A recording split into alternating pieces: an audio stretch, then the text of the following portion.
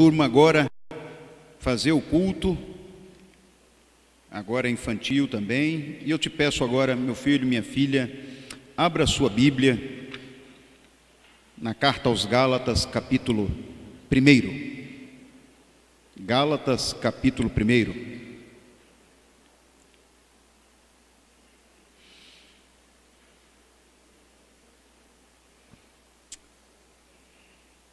Vamos mais uma vez pedir a Deus sabedoria para a leitura da sua palavra.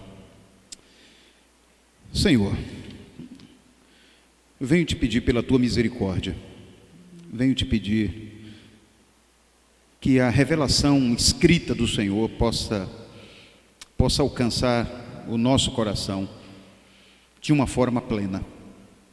Eu venho pedir ao Senhor pela tua misericórdia, que ao lermos o texto da tua palavra e ao falarmos sobre ele, não haja dúvidas a respeito da tua vontade para cada um de nós. Senhor, eu te peço pela tua misericórdia, que o Senhor possa usar cada palavra, cada pensamento, cada ilustração para a glória do teu nome. Eu te peço pela tua misericórdia, que as palavras dos meus lábios e o meditar do meu coração sejam agradáveis ao Senhor, em nome de Jesus. Amém. Queridos, a carta aos Gálatas, nós temos estudado essa carta nos domingos pela manhã, e ela tem algumas peculiaridades muito interessantes que vale a pena trazer à lembrança agora aqui. Uma das coisas é que o apóstolo Paulo escreve aos Gálatas de uma forma muito veemente. Ele ama a igreja, mas ele fala de forma concisa, de forma muito explícita a respeito dos erros da igreja, a respeito das necessidades de reavaliação da caminhada da igreja. E essa é uma carta que particularmente fala muito ao meu coração. Todas as cartas pastorais são cartas que falam ao nosso coração, mas essa carta aos Gálatas, ela em especial no seu capítulo 1, a partir do verso 6, ela traz um desafio para a igreja do Senhor. Ela traz um desafio para a igreja do Senhor.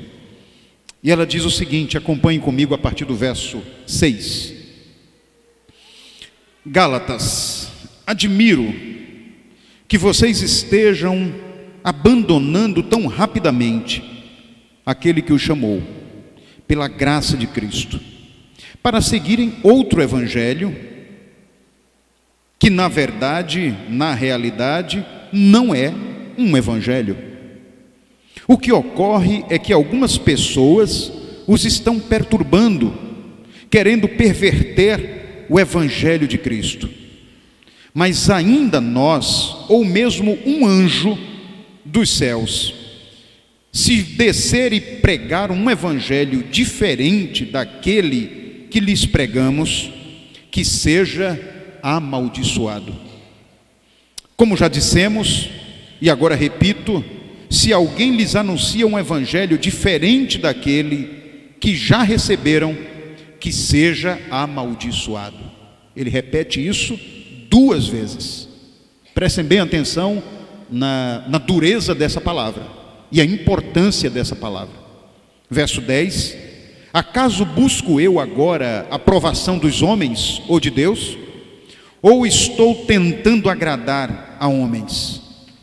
Se eu ainda estivesse procurando agradar a homens, não seria mais servo de Cristo. Filhos, eu disse a vocês que eu ia tratar hoje à noite e em mais alguns domingos sobre um tema que tem me incomodado bastante, porque cada vez que eu tenho oportunidade de assistir um jornal, cada vez que eu tenho a oportunidade de ver em determinado momento um filme, Cada vez que eu tenho a oportunidade de observar os Facebooks da vida, os WhatsApps da vida, os YouTubes, principalmente YouTubes, os vídeos que hoje circulam no YouTube, isso mais me deixa aflito quando eu falo de evangelho. O que eu tenho visto tem me incomodado bastante. O que eu tenho visto de igrejas do Senhor pervertendo o evangelho que foi apresentado de forma tão clara tem me preocupado. Tem me preocupado porque eu trabalho com uma igreja que eu amo e que é fruto do sangue de Jesus na cruz. E ela não pode ser contaminada da forma que eu estou vendo tantas comunidades serem. Eu me preocupo demais com isso. Talvez você pense que somente nas outras religiões que não professam a mesma fé que eu ou você, deve haver falsos ensinos. Talvez você pense que a igreja evangélica brasileira está imune a isso por proclamar o nome de Jesus. Mas na verdade, infelizmente, a realidade é outra. O Senhor Jesus, em seu Sermão no Monte, claramente disse que um dos sinais dos dias maus seria o surgimento de falsos profetas. Se você ler lá Mateus 24, verso 11, isso vai deixar claro. Lá em 2 Tessalonicenses capítulo 2, verso 3, fala sobre outra forma desse sinal aparecer, como apostasia. Se você vê lá em 1 Timóteo capítulo 4, verso 1, 2 Pedro capítulo 2, verso 1, você vai ver doutrinas ou ensinamentos de demônios que na verdade são heresias dentro da igreja. Na verdade, todos os pecados característicos de quem está dentro do sistema religioso aparecem nesse tempo, diz o apóstolo Paulo, dizem os evangelistas. São os lobos em pele de cordeiro infiltrados no meio da igreja, o joio no meio do trigo, os que parecem, mas não são, levando multidões ao erro, ensinando e proclamando mentiras, como um câncer devorando a igreja de Cristo de dentro para fora. É exatamente e infelizmente esse o quadro que nós vemos no Brasil, não hoje, mas pelo menos nas últimas décadas. Filhos, eu tenho visto vídeos que eu digo, eu não acredito que isso acontece dentro de uma igreja cristã. Eu não acredito. Eu respeito completamente se você tem outra fé, outra religião. Respeito. Mas a partir da hora que eu tomo, se você está aqui, é por isso que eu queria dizer a você, se você está nos visitando, você é adepto de outra religião, de outro pensamento a respeito de divindade, eu quero respeitar você, tá certo? Mas para nós que fazemos parte da igreja cristã, que assumimos um compromisso de características desse corpo, características que nos levem cada dia mais próximos de Jesus, nós precisamos nos preocupar em que culto nós estamos prestando, em que evangelho nós estamos ouvindo e que evangelho nós estamos reproduzindo. Precisamos ter essa consciência. Existem vídeos que tudo acontece ali, menos um culto racional ao Senhor. Tudo acontece, menos culto racional. A palavra de Deus nos diz que o nosso culto ele tem que ser um culto consciente. Racional é isso. É um culto consciente de para quem estamos oferecendo, qual o motivo de estarmos oferecendo e como estamos oferecendo esse culto. Mas infelizmente, filhos, Timóteo já diz isso também. Ele diz, olha, vai chegar um dia em que os homens, e aqui diga-se homens, mas vamos considerar todos os gêneros, vai chegar um dia em que a humanidade, ela não vai suportar ouvir do Evangelho do Senhor. Ela vai preferir ouvir aquilo que faça cócegas aos seus ouvidos. Ela vai preferir ouvir aquilo que satisfaz o seu ego. E aí nós mudamos completamente do conceito de um culto cristocêntrico para um culto antropocêntrico. E esse é um grande problema.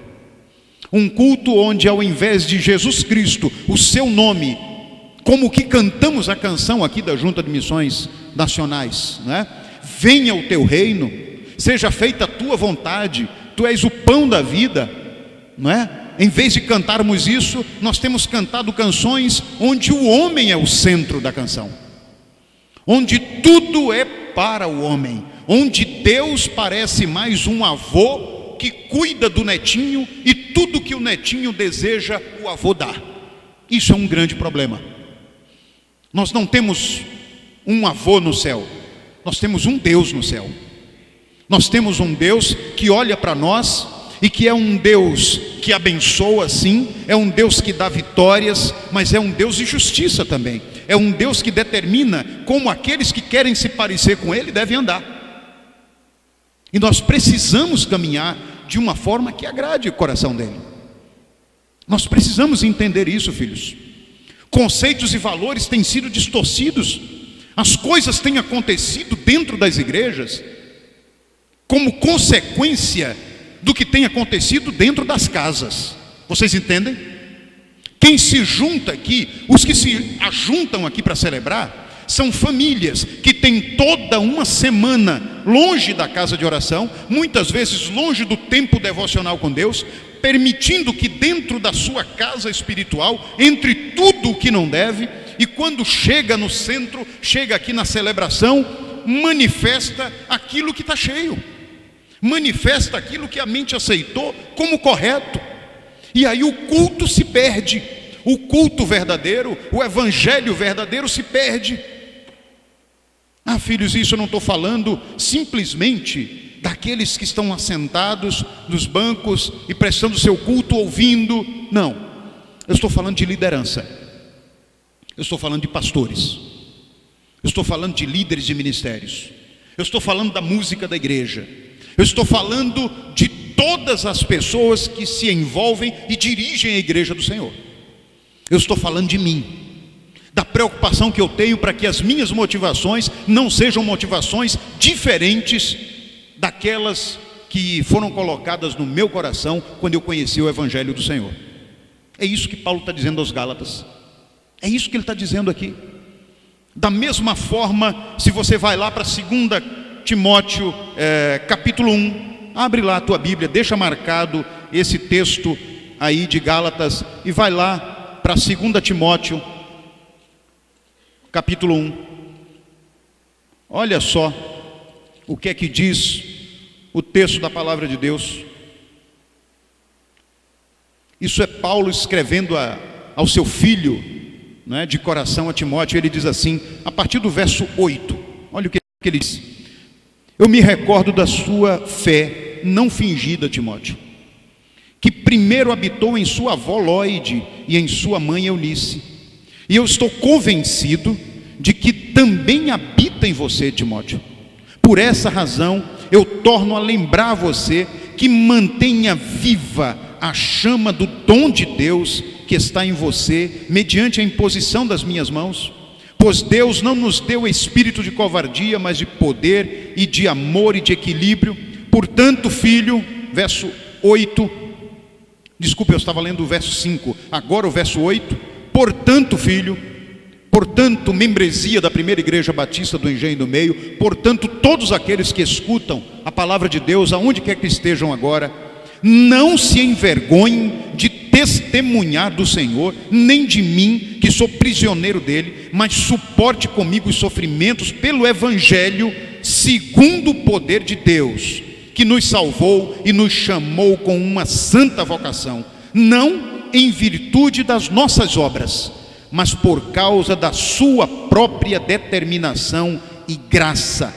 Esta graça nos foi dada em Cristo Jesus desde os tempos eternos, sendo agora revelada pela manifestação do nosso Salvador, Cristo Jesus. Ele tornou inoperante a morte e trouxe à luz a vida e a imortalidade por meio do Evangelho. deste evangelho fui constituído pregador, apóstolo, mestre, e por causa também dele eu sofro, mas não me envergonho, porque sei em quem tenho crido e estou bem certo de que ele é poderoso para guardar o que lhe confiei até aquele dia. Esse é o evangelho que transforma, filhos. Eu estou cansado interessante, eu botei uma antena na minha televisão e só estava pegando 2 canais. Eu digo, rapaz, que antena complicada, né? Só pega 2 canais. Um deles, o canal 11, mais ou menos, né? E o outro 13. Eu digo, meu Deus do céu, não tem opção, né? E aí eu fui lá essa semana, mexi nas configurações, tudo, e consegui reconfigurar, e aí pegaram mais alguns canais na televisão. Mas, filhos, eu não sei se isso foi bom, se foi ruim. Sinceramente, eu estou achando que eu vou voltar para a configuração antiga, porque cada canal que eu vejo, são coisas, são heresias. Tem um negócio, é um evangelho que está sendo pregado, que não tem nada a ver com o que Cristo deixou para a gente, filhos. Não tem nada a ver. Sabe, os testemunhos que você vê em homens que se dizem colegas pastores, os testemunhos que eles buscam mostrar ali, eu digo, isso vai mudar em quê o caráter dessas pessoas? Isso vai mudar em quê um casamento? Isso vai mudar em quê as perspectivas de vida saudável? Não vai mudar, filho. Um carro novo não vai mudar a sua vida conjugal. Talvez piore, porque dependendo de como você vai usar esse carro, talvez piore. Filhos, o que Paulo está dizendo aqui aos Gálatas, dizendo aqui a Timóteo, filhos, o evangelho foi passado para vocês de forma simples, foi passado para vocês de forma sincera, de forma transparente, e a esse evangelho não precisamos acrescentar uma vírgula. Não precisamos. Você vê o próprio Cristo vivendo o evangelho que ele pregava, e não vê Jesus fazendo situações mirabolantes para alcançar pessoas. O que fazia? Jesus curava. Jesus fez milagres, a multiplicação dos pães. Ele fez isso. Isso chamava a atenção do povo, mas teve uma hora que sabe o que aconteceu? Jesus fez a primeira multiplicação dos pães, e uma multidão esteve ali, e diz que dividiu, tinha um jovem com alguns pãezinhos e uns peixinhos, e ele multiplicou aquilo, e o povo ficou maravilhado. Aí continuaram seguindo a Jesus. No segundo momento, os discípulos vieram com o mesmo questionamento para Jesus. Jesus, tem uma turma enorme aí, e se a gente mandar eles para casa agora, até eles chegarem em casa, vão perecer pelo meio do caminho, fome. Então a gente precisa dar alguma coisa. Jesus, mas vocês querem que eu faça o quê? Não, vamos, né? Eu imagino, vamos dar uma multiplicadazinha de novo? Faça aí aquele negócio que você sabe fazer. E Jesus diz, olha, eu vou fazer isso de novo, pela misericórdia, porque eu estou vendo, sabe, gente realmente aqui que precisa do alimento também. E ele multiplica pela segunda vez. Mas teve um terceiro momento. Na história de peregrinação de Jesus sobre a terra, que os discípulos chegaram mais uma vez para ele e disseram, Jesus, tem uma turma aí de novo, essa turma é boa, né, Jesus? É muita gente que vem atrás do Senhor. E aí ele confrontou ali os discípulos, confrontou aqueles que se tornariam os apóstolos. Olha os ensinos, desde que eram discípulos até se tornarem apóstolos. Preste atenção, filhos, eles não estão aqui por causa do pão que traz vida. Eles estão aqui por causa do pão que perece. Eles estão aqui porque querem comer, mas não o que eu quero que eles realmente comam, o pão da vida, como nós cantamos aqui. Eu não vou multiplicar. E ele não multiplicou pela terceira vez. Você entende? O evangelho, o próprio Filho de Deus, aquele que trouxe o evangelho, as boas novas, ele mesmo determinou o limite dos milagres. Chegam os fariseus em determinado momento e dizem, eu quero que você faça um milagre, mostre. E eles: olha, eu não vou mostrar milagre nenhum a você. Se você não entendeu tudo que já foi feito, se você não me ouviu e o seu coração não já foi alcançado, não é mais um milagre que vai mudar isso. Eu não vou fazer isso. Mas, filhos, o que nós temos visto é igrejas enchendo por causa de situações que são verdadeiros carnavais. A gente tem visto igreja enchendo porque tem gente atrás da bênção. Tem gente correndo atrás da bênção o tempo todo.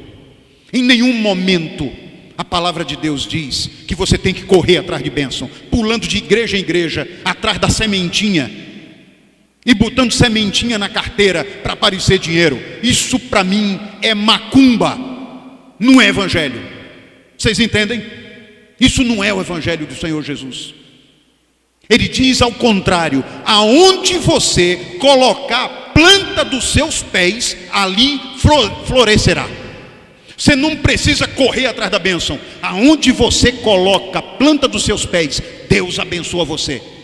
Você está aqui, Deus abençoa você aqui. Tudo vai depender da sua intimidade com Deus. Tudo vai depender da sua fidelidade ao Senhor. Tudo vai depender da sua motivação para estar aqui. É isso que Deus observa no nosso coração, filhos. Tem gente pulando o tempo todo. Tem gente que precisa botar uma roupa super diferente, uma gravata vermelha. Você sabe que isso é técnica? Isso é técnica de chamar a atenção de um auditório, não sabe? Cores berrantes, né? Forma mirabolante de se apresentar. Isso é técnica de persuasão. Tem gente achando bonito demais, está caindo na unção. Está caindo na unção. Eu não vi Jesus cair sendo filho de Deus, nunca numa unção. Os profetas do Senhor que caíram na unção, eles caíram conscientes, eles não caíram em êxtase. Eles caíram diante da glória de Deus. E eles se ajoelhavam e eles clamavam a Deus que tivesse misericórdia. Moisés, aconteceu assim com Moisés diante da sarça ardente. Você quer um motivo e uma situação para você cair mais forte do que você ver um arbusto pegando fogo e não queimar? Você quer é sobrenatural. A pessoa certamente vai ficar sem ação ali. É coisa para você cair realmente.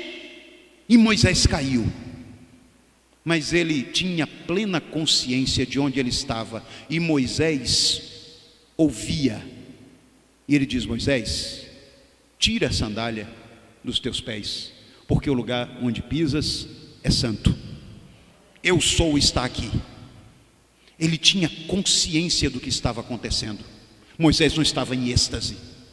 Ele estava assim tomado pela glória de Deus, tomado pelo impacto da presença do Senhor. Mas ele tinha plena consciência de onde ele estava, o que ele tinha que fazer e quem ele ouvia. Vocês entendem, filhos? Tem gente por aí procurando um sopro para cair. Filhos, para estar na presença do Senhor, você só precisa do sopro do Espírito. Não é sopro de pastor, não é sopro de missionário. Não me peça para soprar para você, porque você pode até ter uma decepção. Não me peça, filho. Como eu já disse a vocês, gente veio para mim, sabe, há alguns anos: pastor, eu comprei um carro, eu queria que o senhor ungisse o carro, eu trouxe até o óleo. Eu digo: filha, você veio no pastor errado. Veio no pastor errado. Se você quer que eu ore e peça a Deus para cuidar de você, para você dirigir bem o seu carro, para não bater, entendeu? Para proteger, para ladrões não estarem importunando você, eu vou orar: Senhor, tem misericórdia. E mesmo assim, se acontecer, filha, não diga que o pastor não orou com fé, não. É porque o próprio Jesus diz que no mundo vocês vão ter aflições, mas tem de bom ânimo, porque eu venci. Vocês vencerão também. Como aconteceu agora há pouco, não é? Com uma irmã nossa, tá gente totalmente envolvida com a igreja, gente séria, gente que ama a Deus, casamento na presença do Senhor, e chegaram os assaltantes e levaram o seu carro. Deus não cuida por causa disso? E aí eles mesmos têm consciência disso, e eles dizem: Deus cuidou porque estamos íntegros na nossa saúde, a saúde emocional dos nossos filhos, né? Eu me preocupei, eu perguntei como é que ficou Leozinho, né? Ficou ali nervoso. Não, pastor, hoje nem. Eu digo aleluia, que Deus limpe a mentezinha dele, não é? Para aquele momento difícil. Deus está presente em todo momento, independente da circunstância. Vocês entendem? Romanos 8, 28, porque Deus age através de todas as coisas para o bem daqueles que o amam. Todas as coisas contribuem. De alguma forma a gente aprende, a gente vai estar mais atento, porque a gente está num mundo, uma sociedade violenta, filhos. Está numa sociedade violenta. Quando eu ouço alguém dizer, eu estou pensando, eu estava nesses dias conversando com alguém, um jovem, ele dizendo: olha, eu penso em entrar para a polícia militar, né?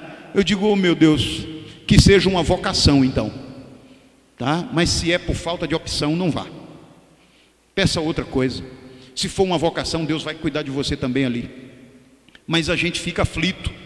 Pessoas que têm marido militar, esposa militar, a gente fica aflito. Sai de casa, a gente não sabe se volta.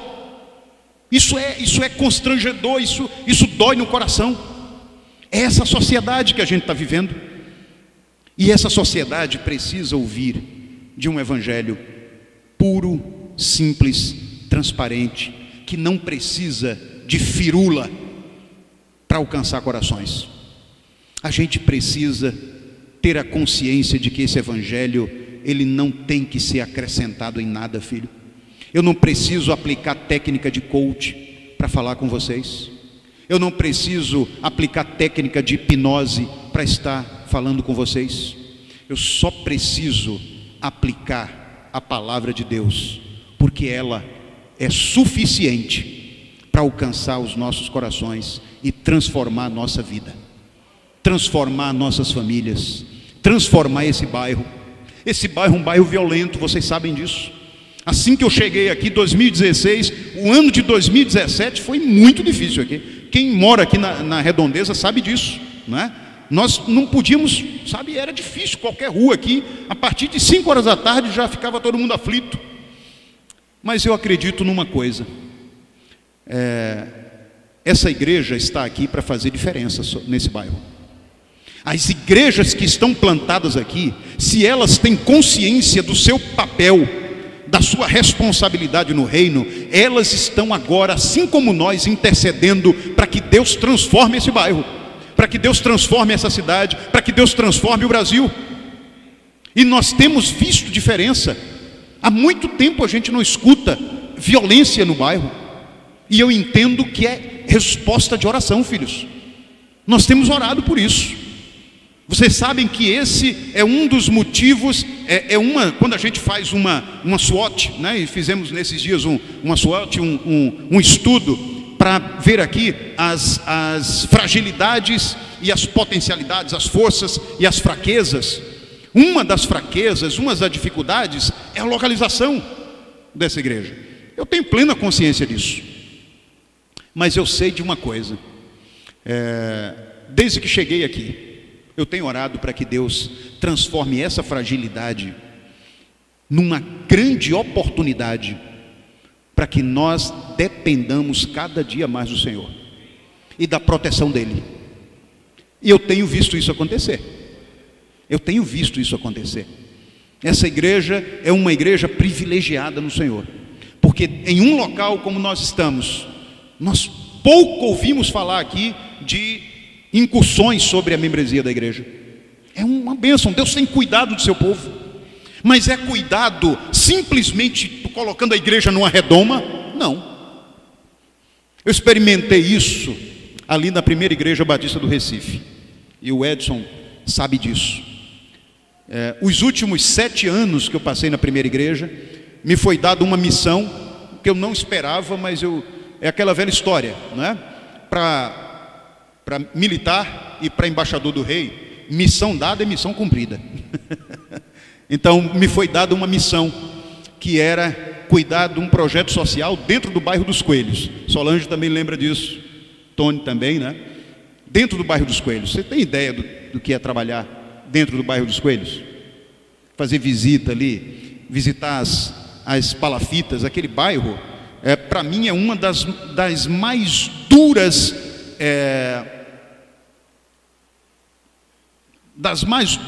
realidades que são confrontadas ali.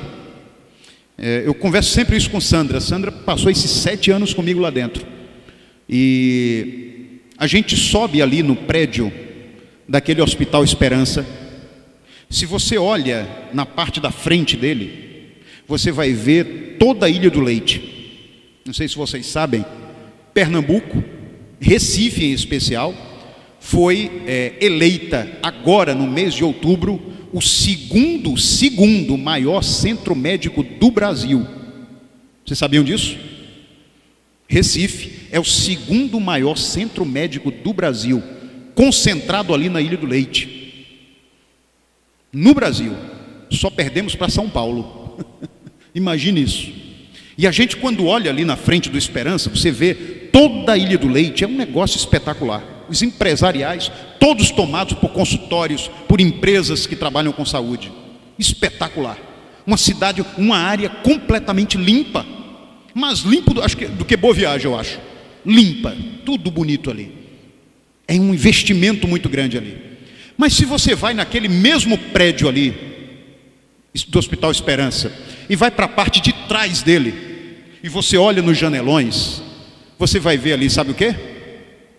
As palafitas que tomam conta do Rio Capibaribe e que chegam a nortear todo o bairro dos Coelhos.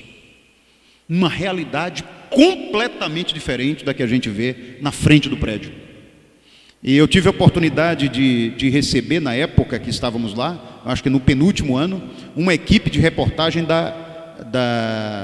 de um âncora do jornalismo inglês, que veio para cá, para fazer exatamente uma matéria sobre como nós lidávamos com pessoas em situação de vulnerabilidade em Recife. Porque a informação que se tinha lá na Europa é que Recife e que o Brasil já saiu desse negócio de dificuldade de vulnerabilidade, né? Na verdade, estão querendo explorar os recursos. Os brasileiros têm essa fama lá fora, que a gente aqui vive muito bem já, e que a gente está só querendo consumir a verba da Europa, né? E eles vieram para cá para fazer essa matéria, e eu pude levar eles para ver exatamente essa realidade. Mas olha, você está vendo aqui? O centro de saúde de Recife está aqui, um dos maiores do Brasil. Era um dos maiores, hoje é o segundo. E ele viu lá, e depois eu pedi a ele para subir, e eu mostrei a ele lá embaixo a situação atrás do prédio. E ele disse: rapaz, impressionante como é que é isso. E eu digo: mas não é só isso não, você não vai ver daqui de cima, a gente vai andar lá dentro da comunidade. Vamos lá. E aqueles homens, uma equipe inglesa, imagine, né? Só tinham os meninos, né, da minha altura, tudo galego, dos olhos azuis, com equipamentos de última geração ali, né? As máquinas. E eles perguntaram: dá para entrar? Eu digo: dá, porque essa comunidade, ela ouviu ali na liderança daquele projeto, daquela primeira igreja batista do Recife, e de outras igrejas que atuam ali também. Não foi só da primeira do Recife não, tem outras igrejas que fazem um trabalho muito bonito ali também na frente, algumas ONGs que fazem um trabalho muito bonito ali também. E nós temos liberdade para andar ali dentro dos Coelhos. Eu não precisei falar com nenhum chefe de tráfego. Conversei com vários deles ali no dia a dia, porque os filhos deles muitas vezes estavam dentro do projeto, mas a gente entrou tranquilo lá, e eles entraram nas palafitas, quase caindo com o equipamento ali, pisando naquelas tábuas ali, quase caindo na maré. Eu digo: essa é a realidade, filho, essa é a realidade, tá?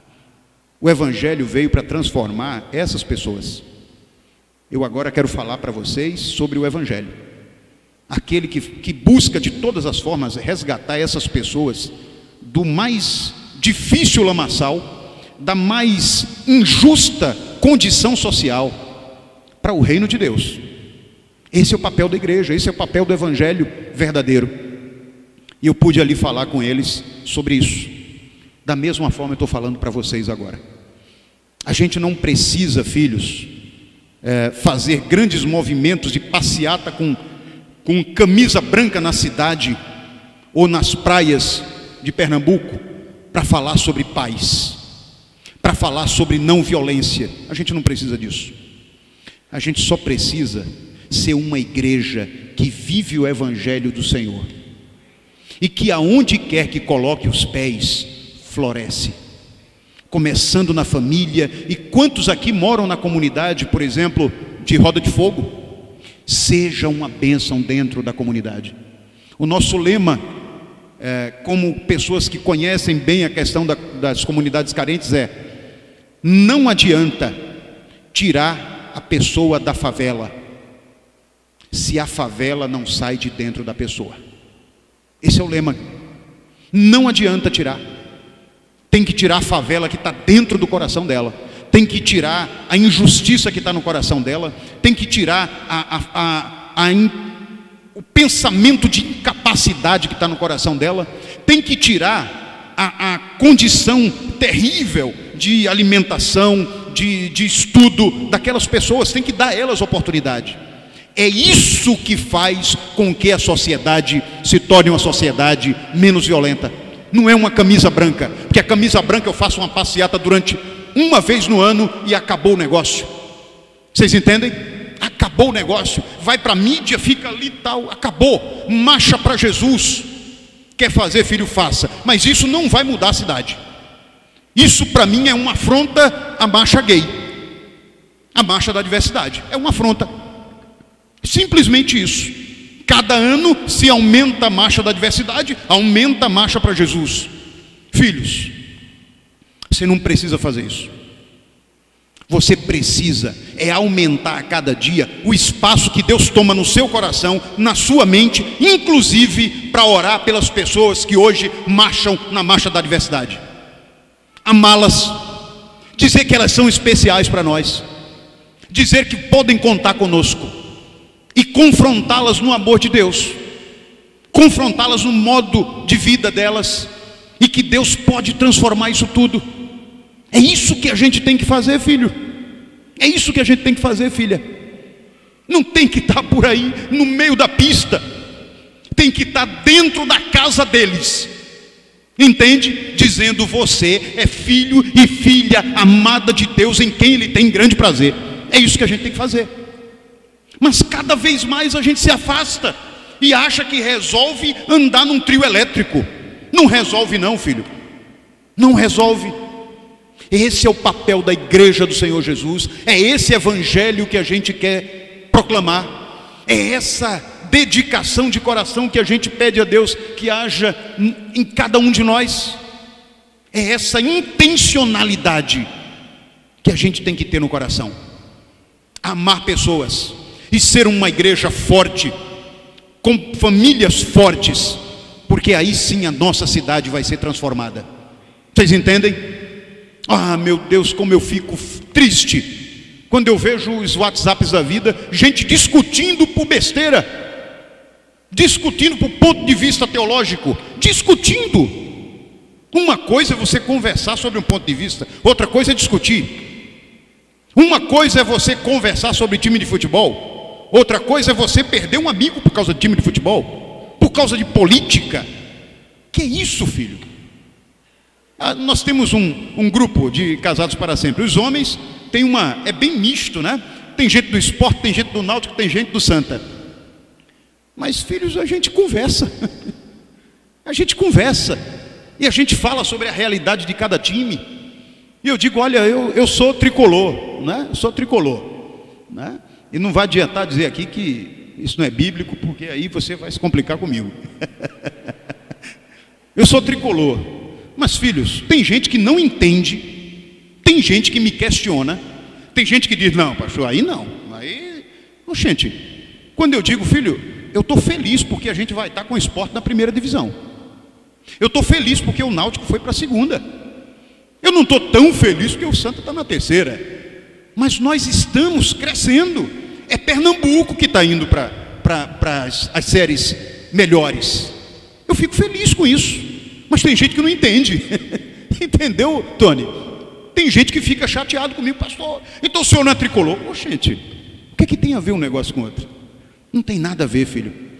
Da mesma forma, o Evangelho, ele é simples, ele é puro, ele é sincero. Eu amo esse Evangelho, mas respeito todos aqueles que não querem recebê-lo. A palavra de Deus diz que um dia haveremos de dar conta da nossa própria vida, cada um de nós. Não vai casal junto para o céu, de mão dada, não. Vai entrar um, depois o outro. Cada um dará conta da sua própria vida. Então, filhos, o meu papel é falar do Evangelho. Se a pessoa abrir o coração e receber, aleluia. Se não receber, eu oro por ela e continuo o meu caminho. Vocês entendem? O que é que Jesus fazia? Quando chegavam para ele perguntar, o que é que eu faço para herdar o reino? Ah, filho, vem tudo que você tem, tal, dê aos pobres e me siga. E continuava a caminhar. Jesus não ficava esperando, não, vá lá meu filho, venda lá, estou esperando você. Continua a caminhada, porque enquanto um não quer, tem 10 que estão sedentos do Evangelho do Senhor, esperando a sua palavra, esperando o seu abraço, esperando uma palavra de encorajamento que sai dos seus lábios, esperando uma ajuda. Vocês entendem? Como é bom viver o Evangelho, que não precisa de nada mais do que a revelação que já existe para ser suficiente na vida do ser humano. Como é bom depender desse Evangelho. Mais de 2000 anos e não se precisa acrescentar uma vírgula. Ele é o mesmo ontem, hoje e sempre. É o Evangelho que traz libertação, que traz salvação, que traz regeneração. Você já tem esse Evangelho no seu coração? Esse Evangelho, você tem ele no seu coração? Qual é o Evangelho que toma conta de você hoje? E eu falei hoje sobre o Evangelho das bênçãos, mas tem outros evangelhos que podem tomar conta do seu coração. Na próxima semana nós vamos falar do Evangelho emocional. Eu quero que você prepare o seu coração para isso, porque eu sei que Deus tem muito para falar para nós. Que o Senhor nos abençoe, que o Senhor nos dê autoridade a cada dia, em primeiro lugar, para avaliar o Evangelho que toma conta da nossa mente. E se não for o Evangelho puro e simples de Jesus, que eu permita que Ele transforme isso, para que eu possa ser um agente de mudança na minha casa, na minha família, na minha igreja, no meu bairro, na minha cidade, no meu país. Que Deus possa ouvir você agora, a sua reflexão, que Ele esteja agora ouvindo o seu coração e que te dê um tempo precioso de prostrar-se diante dEle, reconhecendo a sua condição e pedindo a Ele mudança naquilo que não agrada ao coração dEle, para que você possa se tornar cada dia mais um homem ou uma mulher segundo o coração do Pai. Que Ele nos abençoe. Vamos orar juntos? Pai querido, mais uma vez eu te agradeço por esse tempo de compartilhar o que o Senhor tem colocado no nosso coração com a tua igreja.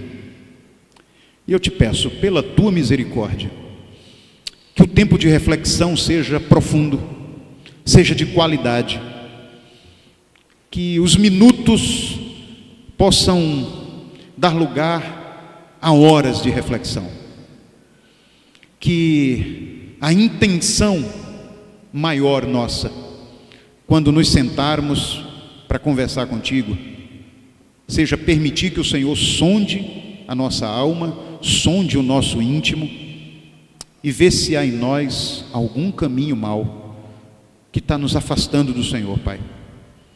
Que o Senhor deixe claro qual é o Evangelho que eu tenho buscado e que eu tenho permitido que tome conta da minha vida. se é o evangelho puro e simples que o Senhor mesmo veio proclamar sobre essa terra. Nos ajuda, caminha conosco. A tua palavra nos garante que tu estarás sempre conosco até a consumação dos séculos. Nós nisso cremos, é isso que esperamos, nisso nos deleitamos. Dá-nos um restante de noite maravilhoso na tua presença. Leva-nos para os nossos lares debaixo da tua graça, Pai. E nos traz aqui de volta durante a semana, nos cultos de oração, nos ensaios, no próximo domingo, com um coração pronto para ouvir do Senhor e também para prostrar-se diante do Senhor. Que o Senhor nos cubra com a tua graça, que os teus anjos nos acompanhem dia a dia, que toda malignidade dessa terra possa estar subjugada sempre ao nome que é sobre todo nome, o nome de Jesus. Te agradeço em nome dele, Pai. Amém. Amém. Vamos ficar em pé, vamos cantar uma canção.